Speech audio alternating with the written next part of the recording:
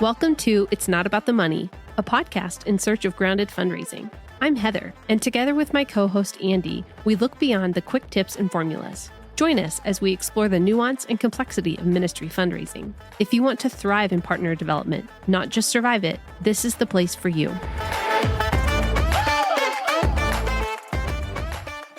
Hello, and welcome back to the show. Today, we are recapping the episode we had with Jolly Johnson. And joining us for that recap is someone you might recognize from early in season 2, talking about striving and surrender, Patty S. Welcome back, Patty. Thanks. I'm glad to be back with you two. Yeah, it's so good to have you.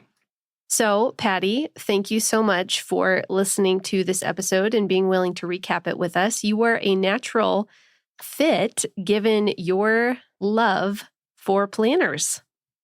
Yes, some might call it an addiction. Patty and I bonded earlier around the fact that we are both tactile people and keep something that we can physically write in. Interesting.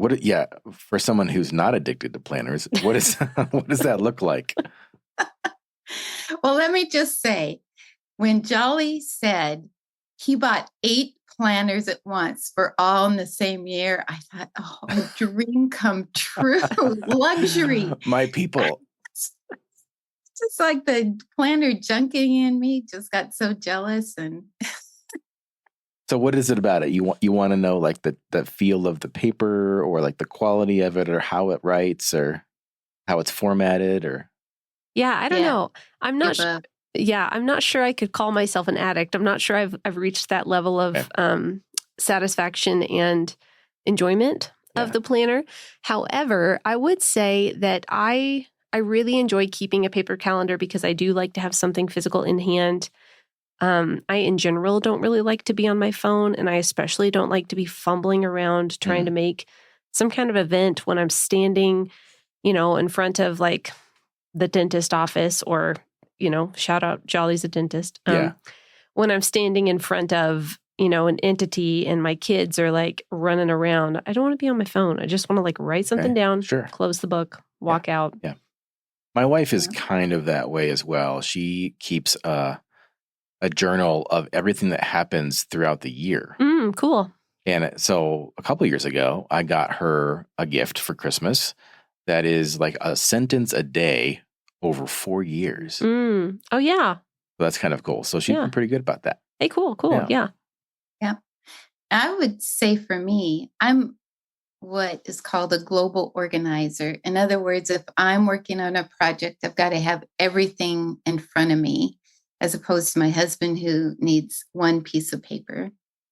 And so that just kind of translates to paper planners too. You get a whole picture rather than just looking at a day. And so I really appreciate that oversight, that big picture view.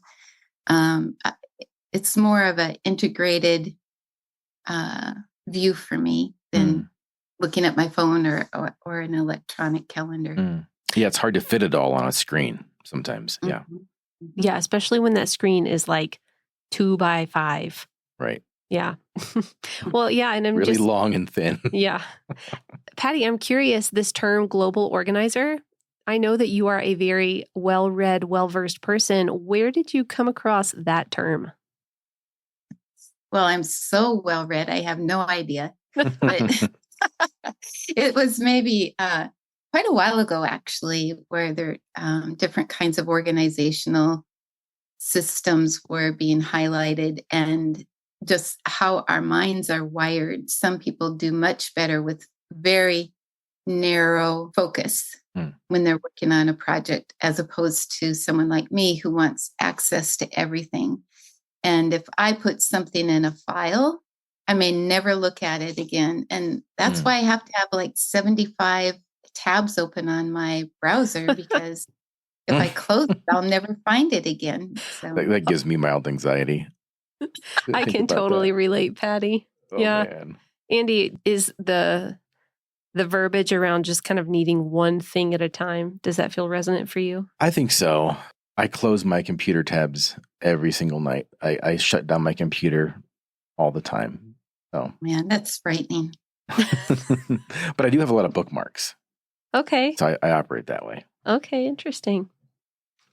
Okay, so yeah, listener, you can probably tell Patty enjoys planners, has actually, I think, a wide variety of exposure to planners, is a very intentional person. You might remember that Patty has worked in a coaching capacity. She still works in a coaching capacity, member care, just really across the board. So she was just a natural fit for this conversation in the different topics we held with Jolly and really even what the Choice City Planner is capable of.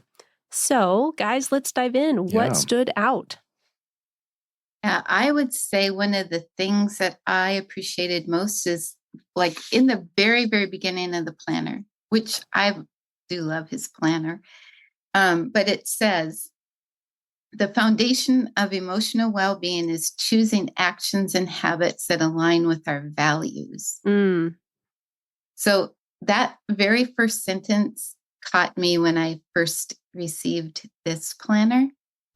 And I feel like that kind of values-driven life, values-driven decision-making is such a good fit, not only for me, but probably everyone in the world, like living our life according to who we are, who we want to be, who we're moving towards, and thinking through things like how do I want God to be manifest in my life, his character to mark my life.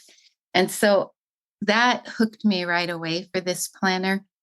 And so like this dissonance exercise, the focus on developing routines and habits that support your goals, I felt like all of that, it's just a great structure to think through. So it's not just what I want to get done, but you can write your goals in terms of who do I want to be? Who do I want to focus on?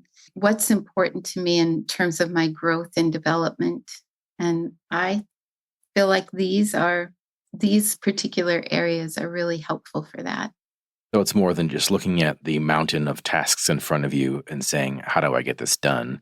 It's being more introspective, more reflective as you approach it. Yeah, that stood out to me as well, that dissonant exercise. That was interesting.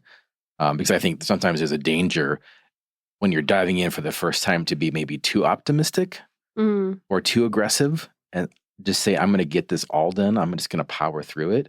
I'm going to finish my novel. I'm going to rebuild my engine. I'm going to build that deck. I'm going to go vegan. And then I'm also going to learn Sumerian. Go vegan. Wow, Andy, I had no idea. Yeah. You know, actually, though, that brings up something I really appreciated because I can't remember if we said this in the episode with Jolly, but in American culture, there is just this idea that we should become more and more optimized, that we can kind of like, you know, steadily make gains in all the areas. And in general, our life can just continue up and to the right if it were kind of like a graph. And I think that I love just kind of holding the tension of like, well, yeah, we can intentionally focus on things and make progress, but we're not just supposed to become an optimized person and we can't do it all. Like everything can't matter. There's going to be seasons where some things need to be a point of focus. There's going to be seasons where maybe those things take a back seat to other things, you know. That's paralyzing to think everything matters. Like that just, I couldn't do anything if that was the case. Well, and I'm not sure if I've talked about this on the show before, but I read this book by Kendra Adachi, The Lazy Genius Method or The Lazy Genius Way. And she basically has all these like really helpful one-liners that help you be lazy about the things that don't matter and a genius about the things that do. And one of her like primary things is name what matters because everything can't matter. And I think that's especially helpful for people that are entering the, you know, especially in the initial fundraising season and then in ongoing seasons because, you know, Patty, I mean, we've all had experience in support-based work. Patty, you've had, I think, probably the most experience altogether in that. And you would agree, I'm sure, that there's just different seasons. And sometimes partnership development is kind of like forefront, really needs to be more of your time needs to be invested in that in the immediate future. And then sometimes it looks a little bit more background, even though you're still maintaining those relationships. Is that fair? Absolutely. And I think that this particular style and format of planner where it's broken into quarters helps you to have that mindset of not everything is important all the time. And so I like looking at, like, there's a lot out in terms of like 90-day goals or 12-week years, those kinds of systems of planning and goal setting. And what I like about that is it's more of a sense of there's a lot of big rocks in all of our lives, right? But which ones need my attention in these next 90 days or next 120 days? And it's okay for something to be a bigger rock for this month than it was last month. And so that helps prioritize things and people. Like who needs my attention? Not just what, but who needs my attention more this month? Who needs more of my focus? Or what relationships need more of my focus? And I think that kind of shorter things, rather than I'm making a New Year's resolution or I'm setting my goals for the year or 5-year goals. I'm not against any of that, but it's too much, right? And things change. So I think it's helpful to think of things in terms of shorter seasons, shorter time frames. What needs my attention now? What do I anticipate will need my attention in a few months from now?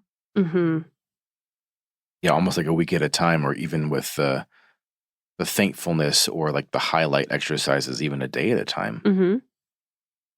I didn't mention this before, but Patty, I think you even invested in this planner last year. So you've had several months of use with it. In theory, yes, I have. But I would say it's just been this calendar year that I've really spent some time in it. And it was interesting because I feel like this is the season for me personally, as a season of realignment with what's important. And so, like, my goals aren't the typical goals I'd write, like some of the things you mentioned earlier, Andy, in terms of I'm going to build a deck and more the to-do. My goals for this quarter are far more being centered. I'll give you an example. My goal 1 is be more attentive and responsive to God's presence in and around me. So that goal is very nebulous, right? We would not say that's a SMART goal in terms of specific, measurable, attainable, relevant, time focused. But that's where those mini habits that are in Jolly's planner come in to play in a really significant way, because I'm developing habits and routines that support that goal. So my mini habit for that particular goal is to do an evening examine where I'm doing 3 noticings. So I'm actually using the planner in this way. When it says today's top highlights, that's write down those 3 noticings. These are the places where I noticed God at work, where I saw him, or paused to listen, or just being more aware of where those moments were that I was attentive and responsive to his presence. And also, sometimes it's hard to come up with 3. So maybe sometimes I wasn't. And the examine for people who don't know what that is, like a spiritual exercise. Like, how would you explain that? Yeah. So the traditional practice of that is to look at the end of the day at consolation and desolation, where you saw God and where you missed him, basically. And so it's an adaptation of that in terms of, which I think you can do with anything. You can, if you feel like your growing edge is to be more loving, at the end of the day, you can ask, where was I loving today, and where did I miss opportunities to be loving? Where you want to grow is in integrating scripture more into your life. You can, like, when did I do that? When did I not do that? If you could even do one around fundraising. Like, what efforts did I take in terms of connecting with people and where might I have missed an opportunity to do that. So the big picture is it's a reflective exercise at the end of the day to notice where you're growing, notice where you might have missed opportunities to grow. Thanks. So, Patty, I'm curious, one of the comments I made in the episode was that you can tell that this planner was designed by a coach with the various things that it points you to and tries to draw out. And I know that you do a lot of coaching. I guess I would ask you, if you were to give one of your coaching clients this planner and there were like a couple of things that you really wanted them to make sure they did, what would those things be? I think identifying the big three for the week and for the day is helpful. And I personally like the start time and total time. I don't know if I'd recommend that to everyone to do that, but for me, that's helpful just to kind of notice how long things take. I would definitely have them do the top highlights in some way, whether it's something like what I described, where I've noticed things, or just what good things happened today. I think that fosters attitude of gratitude and thankfulness that helps in everything that you're working on. Just notice where you've had some provision or opportunities or just blessings that that you didn't earn, you didn't deserve. So I think the habits and routines piece is really significant. That just adds a structure to someone's day or week that can be really helpful in terms of establishing and focusing on what's important to you and designing those things around your values. Well, and to take it back to that quote you mentioned towards the beginning of our time, it said the foundation of emotional well-being is choosing actions and habits that align with our values. And I just really like that emphasis because it's not just that you're becoming a more productive person or you're achieving your goals, but there's actually an impact and it comes to bear on your emotional well-being, which I think really matters for the way you show up to ministry, the way you show up to your family.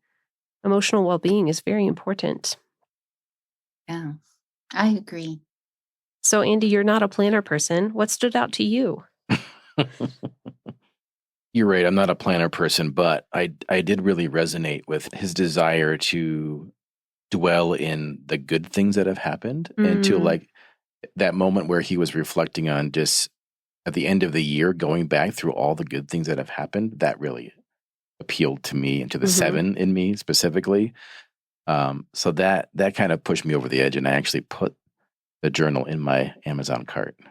Yes. And someday you'll buy it. Someday I will pull the trigger. Yeah, that's awesome. That was really compelling to me. He made a comment. He doesn't feel like we were created to focus on what's going well because we need to work on the stuff that is broken, that needs fixing in our lives. So it's not natural.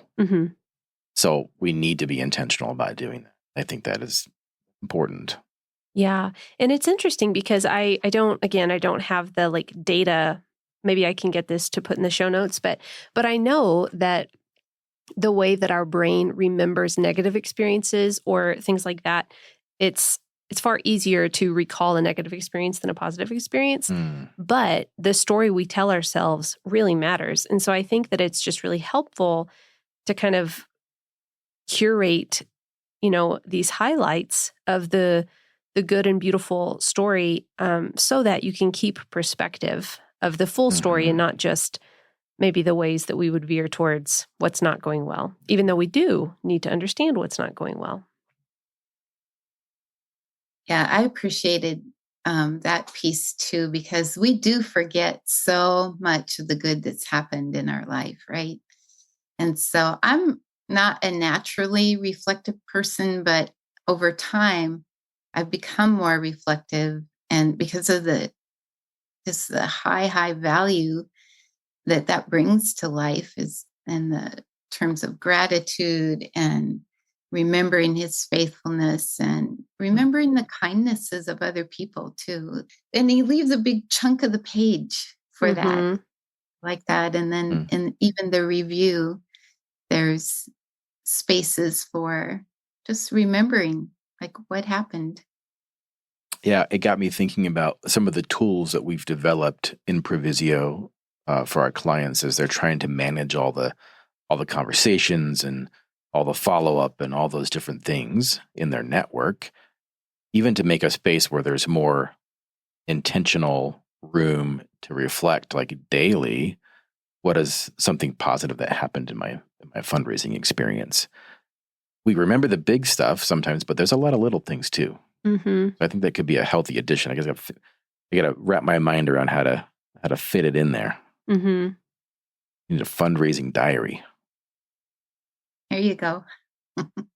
Well, yeah. And I think, I'm growing in awareness and connecting like, oh, I did these, I worked out for 3 days in a row and I felt really energized for the next 2 days or whatever. Like I'm working on seeing the connections between things I've done and how I'm existing in the world in, either positive or negative ways or whatever. And so I think it's just really helpful for me to have a tool where I can say, man, I feel very scattered, and then look back over and see, oh, I can tell from what I haven't written in here that I haven't had a lot of intentional time.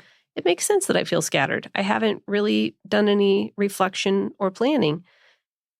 It's weird that I need a piece of paper to remind me that I haven't done that, because you'd think I would just remember I haven't done that, but sometimes you just don't. Or conversely, I can feel really dialed in and really satisfied and connected. And then I can look back and see like, oh, I played outside with my kids. Oh, I saw my friend. And I don't know, for me, sometimes it's like, even though I've experienced this life, I just kind of need to see it reflected back to me. Oh, those are the things I did. No wonder I'm feeling connected. No wonder I'm feeling satisfied. Does that make sense? Yeah. And I think a huge value of this planner or any planner is for those who are support raising is the opportunity to put in reminders for follow through. If you say to someone, I'll check back in with you in a couple weeks. Well, for me, if I go to sleep, I'll never remember that again. I was going to do that. So it's really helpful to just flip over 2 weeks and make a note, contact Andy. I think that's one of the huge values of a paper planner that is a little harder to manage in electronic form. Yeah, because even if somebody has their notifications really dialed in, it's just so easy for things to get lost in the mix of all the noise. Because your phone is designed to give you notifications, to keep your eyeballs on it. Yeah. So unless you've really honed that down, right, to only get notifications that you really want, that could just get lost in the noise. Yeah, because how many of us have inboxes that there's like legitimately stuff sitting in it that we would love to engage, but because it's in the mix of all these other things, we just don't do it. Yeah. And I feel like the same is true with notifications. And again, if this is your style and you've got it down, like awesome. But for me, Patty, like you said, even if I put an event in my phone, when I pull it up, it's still in the mix of like all these other things. So it just feels a little bit harder to ground. So I'm curious, a question for both of you. What do you do? What do you say to the person who is thinking, I already have so many other things to do. My schedule is already so full. I just can't even wrap my mind around carving out more time to do another activity like diving into a planner. Yeah, it's definitely a baby step learning process if you haven't used one before. I think it'd be unrealistic to take Jolly's planner and say, I'm going to do this fully. Because some parts might not be all that helpful to you. Like the Circle of Thriving Life, I like how he explained that he used it, but honestly, I haven't used that at all. Someday I might. Yeah. Or I might not. We'll see. So I think just baby steps of just putting down your scheduled events and your big 3 would be a great place to start. What do you think, Heather? Yeah. I think what immediately comes to mind for me is that it's a tool that's meant to work for you versus you trying to like integrate a tool just for the tool's sake, right? So I think that, I don't know. I mean, I think this particular planner has so many invitations into different spaces of reflection and intentionality, whether it's goal setting, whether it's just being mindful, whether it's having a place to write down the things you notice, the highlights, So I feel like for somebody who said that, I would probably want to ask more questions, tell me more, go on. And then coaching of you. Yeah. So I think I would ask a lot more questions. And then I think I would try to identify with them like an area that felt like an invitation, something that feels like this is a pain point for me. And I'm willing to give, like Patty said, I'm willing to give the time here to try this and then just see where it goes from there. And sometimes maybe it just feels nebulous. Like, I don't know how long it's going to take me to plan or to get into this. But if you were actually to look at your calendar, like, well, I do have 30 minutes when I was just sitting there kind of scrolling my phone. Yeah. And actually, this is a great space for a coach to help you, because that's what you're doing with a coach. You're kind of like naming what's important and kind of sitting in that and exploring different ways to see it and take action on it. I mean, is that fair, Patty? Yeah, I would say so. And honestly, one of the hardest parts of the process is to name what's important to you, to identify your values, because values are so internal in terms, they're so much a part of who you are. It's hard to pull those things out. But there's a lot of great exercises you can find just by Googling identifying values, of where there's value lists that you can look at, identify those that might fit you more than others, and then just keep narrowing that till you have a defined set of values. And I think that'd be helpful to do that around fundraising. Like, what do I value in the fundraising process? It's connecting, it's partnering, it's making sure the person I'm talking to feels valued and they're not just a check blank for me. And as you do that, then the rollout of that process is for things that you find a little less pleasant about the process. Like, I don't like writing thank you notes, for example. Like, that process is not all that enjoyable for me. But I love making the person that is partnering with me feel valued. And this is one way to do it. Now, all of a sudden, that task that you don't enjoy the actual task takes on a meaning that is connected to something that's important to you. And now your motivation goes up, because it's not about just getting something in an envelope and a stamp on it. It's about expressing value to a person that you care about and who cares about you and partnered with you. Yes. That's good. I think towards the end, the thing that stood out to me as I was reflecting on just, do I really want to add more stuff? What's the merit in being more organized? Does that really matter? He kind of reflected like what he feels like God really wants for us is to have more peace and more contentment. That's a difficult thing to arrive at and come upon in today's world. And if this process can get you there, it's worth a shot. Yeah, well, it makes sense with our design. I'm even thinking of different parables that Jesus spoke of in the parable of the talent, but it makes sense that for the believer, intentional stewardship and reflection should bring peace and contentment, because I think it's grounding us in what we do value as we are connected to the heart of God and doing what we can to enact that in the space that He's given us, right? I think there's a balance though between, as you were talking, as I was thinking, between stewarding and controlling. Yeah. Right. So I wonder if there's a tendency to want to control or to lean into control if you're hyper organized. Oh, we wouldn't know anything about that, would we, Heather? Not at all. But to shift away from to hold it loosely. I'm not in control of this, but I do want to steward it well. Like that seems like a good balance to hold. Yeah. Well, and I feel like this planner, And I'm not just trying to sell the planner, although I really do think people would benefit from having it. I think exploring these concepts could be helpful. I think this planner actually, because it's kind of engaging you at the heart and at the head and at the hands, like because it's engaging you in multifaceted ways, I think it might help to not stay in the pretense of control. Because it's not just talking about your to-do list. It's pushing you into places of gratitude and reflection on people that bring out the best in you. And yeah, so I guess the varied exercises feel like they help someone like me not just be in productivity mode. Sure. Yeah.